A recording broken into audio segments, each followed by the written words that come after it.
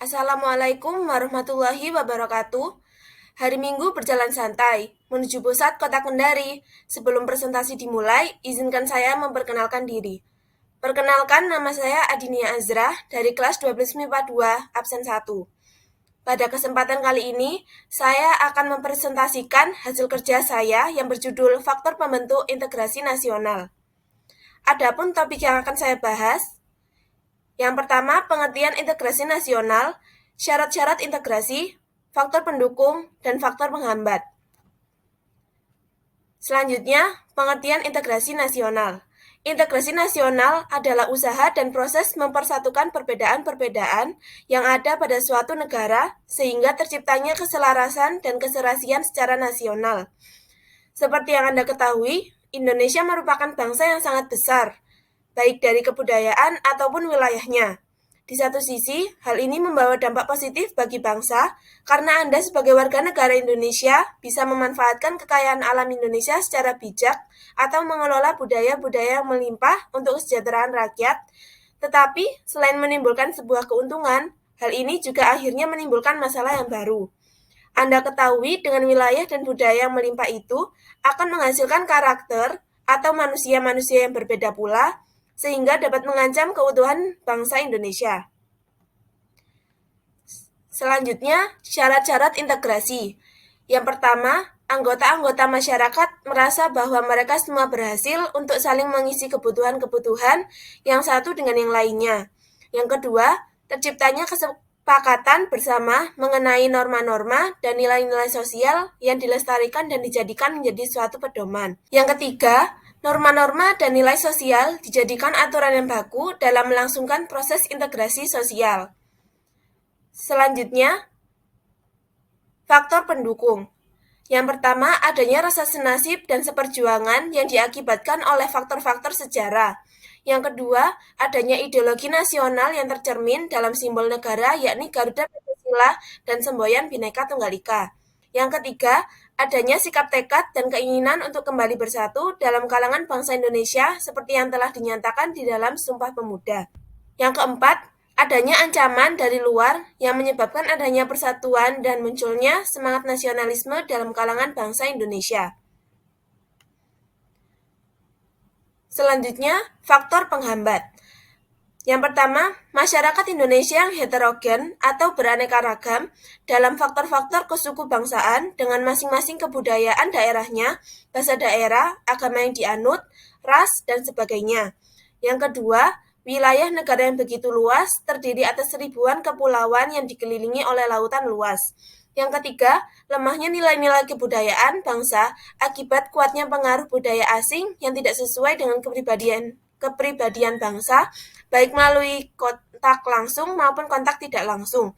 Yang keempat, besarnya kemungkinan ancaman, tantangan, hambatan, dan gangguan yang mendorong keutuhan, kesatuan, dan persatuan bangsa, baik yang berasal dari dalam maupun luar negeri.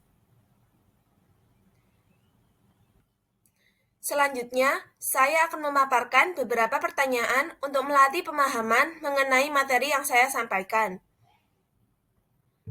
Soal yang ke-1, usaha dan proses mempersatukan perbedaan-perbedaan yang ada pada suatu negara sehingga terciptanya keselarasan dan keserasian secara nasional. Berdasarkan uraian tersebut, maka dikenal istilah jawabannya C, integrasi nasional.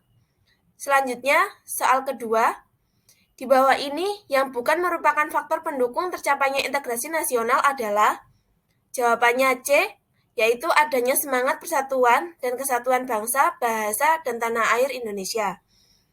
Selanjutnya, soal ketiga, upaya yang dapat dilakukan untuk mencapai integrasi nasional dapat dilakukan dengan cara A. Menjaga keselarasan antar budaya. Selanjutnya, soal keempat, di bawah ini yang bukan merupakan faktor penghambat tercapainya integrasi nasional adalah jawabannya B, yaitu adanya rasa senasib dan seperjuangan diakibatkan oleh faktor sejarah. Selanjutnya, soal kelima, masalah perbedaan agama sering menimbulkan konflik.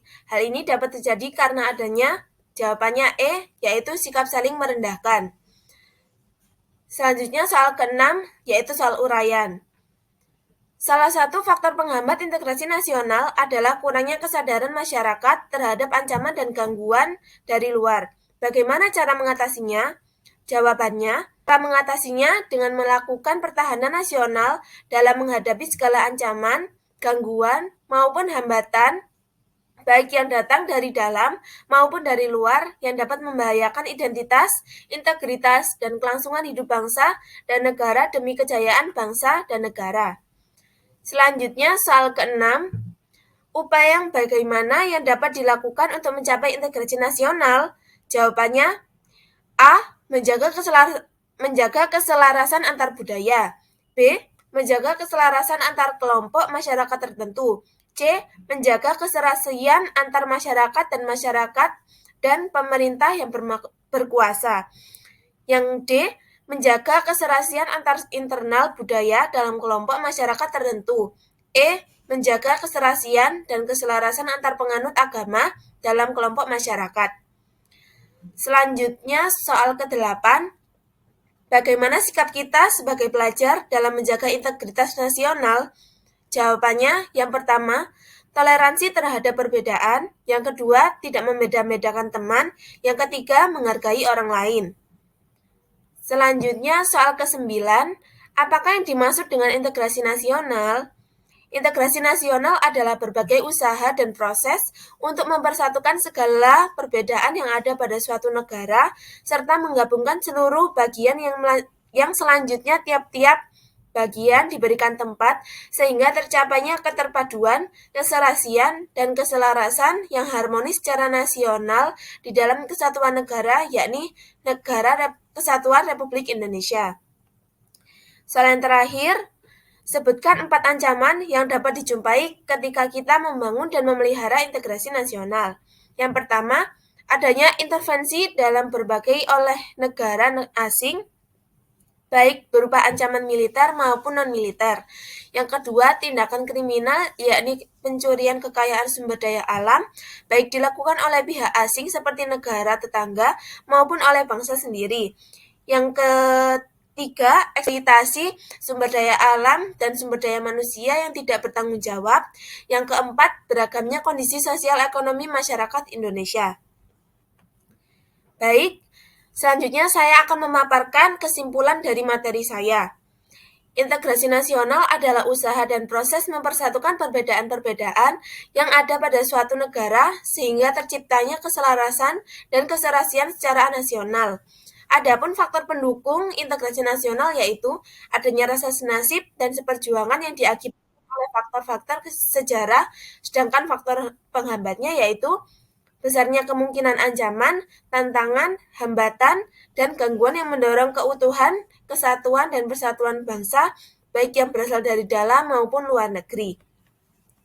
Selanjutnya, saya akan memberikan pantun penutup. Hari Senin bersih-bersih, pasang bendera biar berkibar. Cukup sekian dan terima kasih. Maaf jika presentasinya panjang lebar. Sekian dari saya, kurang lebihnya mohon maaf. Wassalamualaikum warahmatullahi wabarakatuh.